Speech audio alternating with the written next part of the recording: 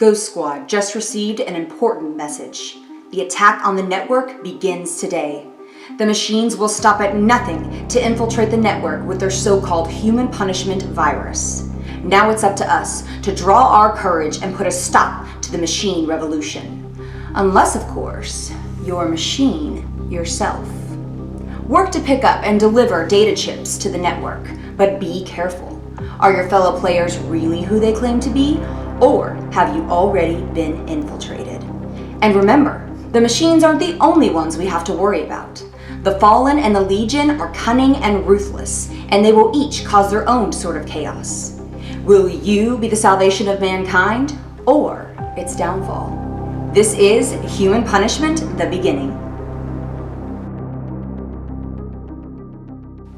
What's up, everyone? This is Game Talk with Tori, and today I'm going to talk to you about Human Punishment: The Beginning from Godot Games. This game is for 3 to 6 players, and it takes about 120 to 180 minutes to play. The game features mechanics such as pickup and delivery, social deduction, and it's semi-cooperative, which I love. In Human Punishment: The Beginning, you start the game by receiving one of 4 possible loyalty cards: the humans, the machines, the Fallen, and the Legion. Each faction has its own unique win condition. For example, the humans win by having the majority of their blue data chips in the network once the end game is triggered, while the machines can win one of 3 ways. Number 1, by having the majority of their red data chips in the network once the end game is triggered. Number 2, by reducing the resources bar in the city to 0. And number 3, once Deuce, the giant machine carrying the human punishment virus, reaches the network. Each player, regardless of their faction, must also complete their own personal secret objective, which means in order to win the game, each player must not only fulfill their faction's win condition, but they must also complete their secret objective. Now, with all that said, let me go ahead and show you an example of what a couple of turns might look like in the game.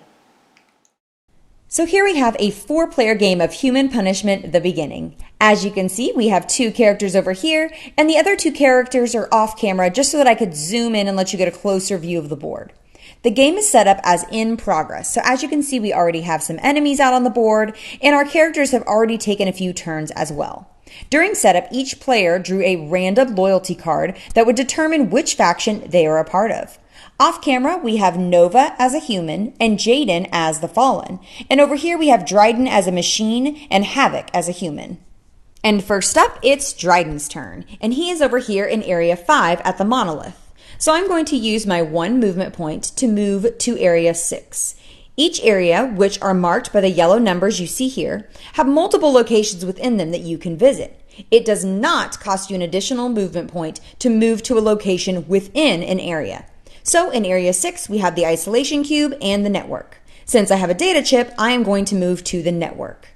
Now that I'm here, I'm going to go ahead and add this data chip to the network. And since I am holding scanner 1 and scanner 2, which I picked up along the way, that means I have the option of placing this data chip face up if I choose.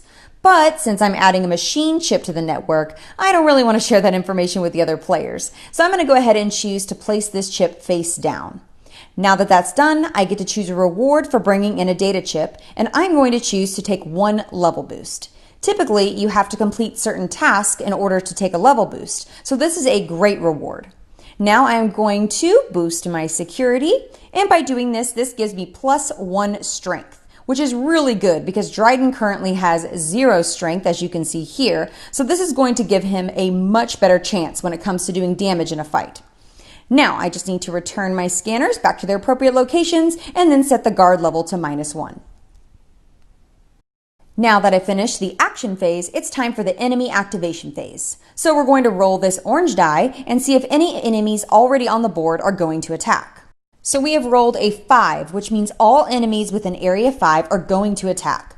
But since there are no enemies within Area 5, nothing happens. Now, if we had rolled a 1 or a 2 or a 4, that would have been a totally different story. Next is the spawn phase. We're going to roll this red die, which will determine the type of enemy that comes into play, and we're also going to roll these 2 white dice, which will determine the spawn location based on its combined total. We've got an 8 on the red die and 9 is the combined total of the white dice, which means the thief is going to spawn over here on this number 9 spawn location. And finally, we have the event phase, where we draw an event card and resolve its results. There are a few different types of event cards that you can get. Some of them simply happen based on how many enemies you have on the board. Some of them require a decision to be made by either the general or the leader, and others have all players work together to avoid certain dangers, or, depending on their faction, a player may want to secretly manipulate the event in order to cause negative effects. Next, we have Havoc's turn, and he is on the human team. We're going to move from Area 2 to Area 1, and we're going to head over to Sector 1 and spend our action point to equip a data chip.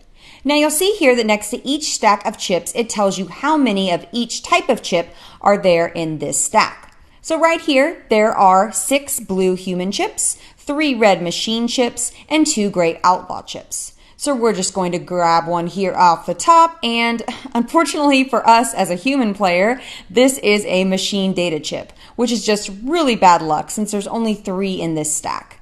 So we might want to head over to the junkyard later and toss this chip out.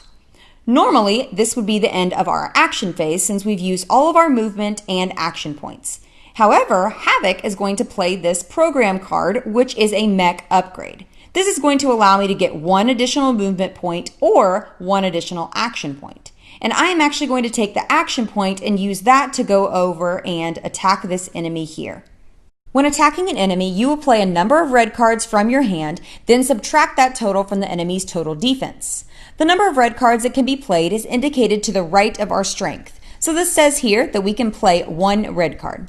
I'm going to play this -2 red card, which brings our enemy's defense down to 0, since his defense was only 2 to begin with. Then finally, to represent how unpredictable fights can be, we will now draw 1 general influence card and add or subtract its total to the enemy's defense. And lucky for us, this is a -2, making it a total of -4 to the enemy's defense, bringing him down to -2. Since the enemy's health was brought down below 0, this means we win the fight. Sweet! Now we inflict damage equal to our strength, which is 2, and that is going to completely knock this guy out of here.